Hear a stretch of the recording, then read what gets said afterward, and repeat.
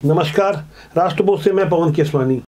क्या महादेव सट्टा ऐप की ओर से छत्तीसगढ़ में जो हाल में ही विधानसभा चुनाव संपन्न हुए हैं उसमें क्या कुछ प्रत्याशियों के लिए पैसे लगाए गए?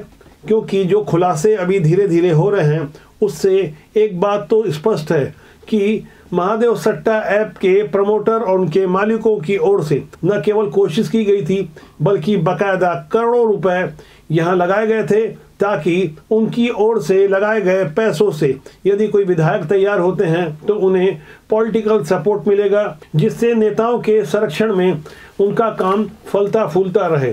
रवि उप्पल और सौरभ चंद्राकर नामक भिलाई के दो युवक जिस तरह से यूएई से अपना कारोबार संचालित कर रहे थे, अब जब ईडी के हाथ उनके गिरेबान तक धीरे धीरे पहुंचते जा रहे हैं, रवि उप्पल के प्रत्यर्पण का रास्ता जब साफ हो गया है उससे पहले कुछ अहम खुलासे हुए हैं। एक जानकारी के अनुसार महादेव सट्टा ऐप के 4000 पैनल संचालित थे और प्रत्येक पैनल में 200 ग्राहक थे। इस अनुमान से 8 लाख ग्राहक प्रतिदिन 200 करोड़ रुपए रवि उप्पल और सौरभ चंद्राकर को कमा कर देते थे। यानी सट्टे के माध्यम से एक तरफ जहां देश और समाज को बर्बाद किया जा रहा था, वहीं रवि उप्पल और सौरभ चंद्राकर यूएई में बैठकर अपनी अपार धन संपदा का साम्राज्य खड़ा करते जा रहे थे, प्रॉपर्टी खरीद रहे थे। अभी हाल में ही जो गिरफ्तारियां हुई है उन रसूखदारों को ईडी के कोर्ट में प्रस्तुत किया गया है। कई सफेद पोश चेहरे बेनकाब होने वाले हैं जिनके निकट जनों के अकाउंट में पैसे ट्रांसफर किए गए। ये पूरा काम बड़ी ही सफाई से किया गया, लेकिन जब कानून अपना काम ईमानदारी से करता है तो क्या मजाल है कोई बच जाए। ईडी ने जो नई गिरफ्तारी की है उसमें नितेश टिब्रेवाल और अमित अग्रवाल को ईडी ने गिरफ्तार किया है, जिन्होंने दुबई में प्रॉपर्टी खरीदी, विदेशी कंपनियों के शेयर होल्डर भी बने। जांच में अब तक 2.5 करोड़ रुपए का हिसाब दिखा है। अमित का भाई अनिल अग्रवाल महादेव ऐप का पार्टनर था, वह दुबई से पैसे भेजता था, उसे यहाँ रिसीव करके अमित अपने अकाउंट के जरिए मनी लॉन्ड्रिंग करता था। ईडी के वकील सौरभ पांडे के मुताबिक 1 जनवरी को सप्लीमेंट्री कंप्लेंट कोर्ट में रखी गई थी। उसमें अनिल कुमार अग्रवाल को अभियुक्त बनाया गया था। अमित इसी का भाई है। इसकी पत्नी ने अनिल दम्मानी के साथ मिलकर जमीन भी खरीदी। जांच के लिए ईडी ने अमित अग्रवाल की रिमांड मांगी थी, जबकि गिरफ्तार हुआ दूसरा व्यक्ति नितेश टिब्रेवाल विकास छापरिया के नाम के अभियुक्त की विदेशी कंपनियों में शेयर होल्डर था। जब भारत से बाहर उनकी कंपनियों के बारे में पूछताछ की गई तो पहले तो इनकार किया, लेकिन जब सबूत मिले तो ईडी ने 14 दिन की रिमांड मांगी। कोर्ट ने 5 दिन की रिमांड मंजूर कर ली और रिमांड की कार्रवाई के दौरान कई अहम खुलासे हुए हैं। कई सफेद पोश चेहरे अब बेनकाब होने वाले हैं। ऐसी जानकारियां सामने आई है जिसके सामने आते ही छत्तीसगढ़ की राजनीति में इसका अच्छा खासा असर पड़ेगा। पूर्ववर्ती कांग्रेस सरकार के मुखिया भूपेश बघेल की सीधे तौर पर इसमें संलिप्तता की बात सामने आई थी। इतना ही नहीं, विधानसभा चुनाव प्रचार के दौरान जिस असीम दास नामक ड्राइवर को गिरफ्तार किया गया था और जब उसके पास से 5 करोड़ से ज्यादा की नकदी बरामद की गई तो उसने भी जो बयान दिया उसमें साफ तौर पर पूर्व सीएम भूपेश बघेल और उनके पुत्र चैतन्य बघेल तक का नाम लिया।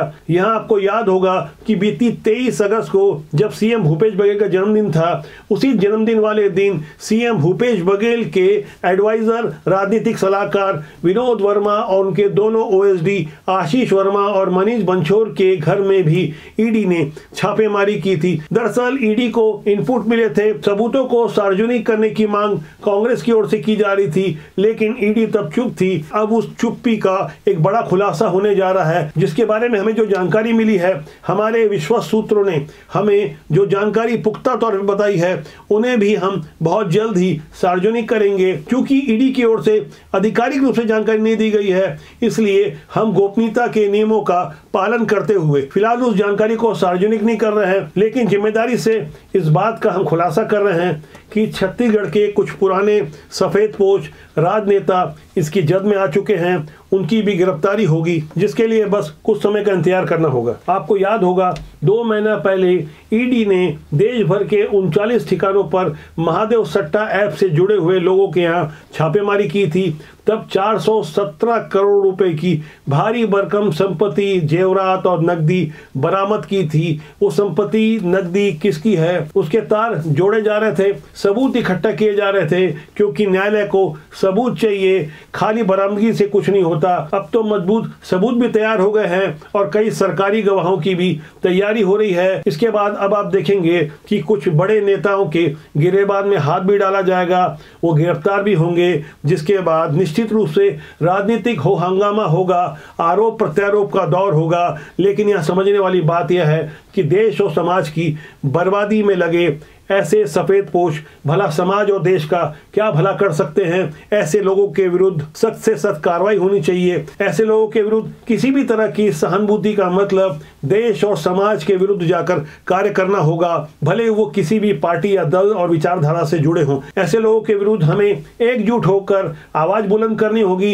इनके विरुद्ध जितनी सख्त से सख्त कार्रवाई हो वो खासकर देश की भावी युवा पीढ़ी के लिए बहुत अच्छा होगा। 2019 यानी कोरोना संक्रमण काल के कुछ पहले सौरभ चंद्राकर के दुबई जाने के बाद रवि उप्पल का भी उसे साथ मिला और इन दोनों ने सोशल मार्केटिंग इन्फ्लुएंसर के अलावा कुछ वेबसाइटों को खरीदा और धीरे धीरे उनका कारोबार बढ़ता गया। प्रतिदिन 200 करोड़ कमाने के बाद जाहिर तौर पर वो किस तरह का व्यवहार करते होंगे, किस तरह से लोगों को और संस्थाओं को मैनेज करते होंगे, किस तरह से सिस्टम और कानून से खिलवाड़ करते होंगे, इसका आप सहज ही अंदाजा लगा सकते हैं। 2023 की फरवरी को जब सौरभ चंद्राकर की शादी हुई थी तो अनेक समाचार पत्रों ने, समाचार माध्यमों ने 200 करोड़ वाली शादी की हेडिंग लगाई थी। लेकिन अब आपको जानकर यह भी आश्चर्य हो रहा होगा, जिनकी रोज की कमाई 200 करोड़ हो तो भला 200 करोड़ की वो शादी कैसे नहीं कर सकते होंगे। लेकिन यहाँ गौर करने वाली बात यह है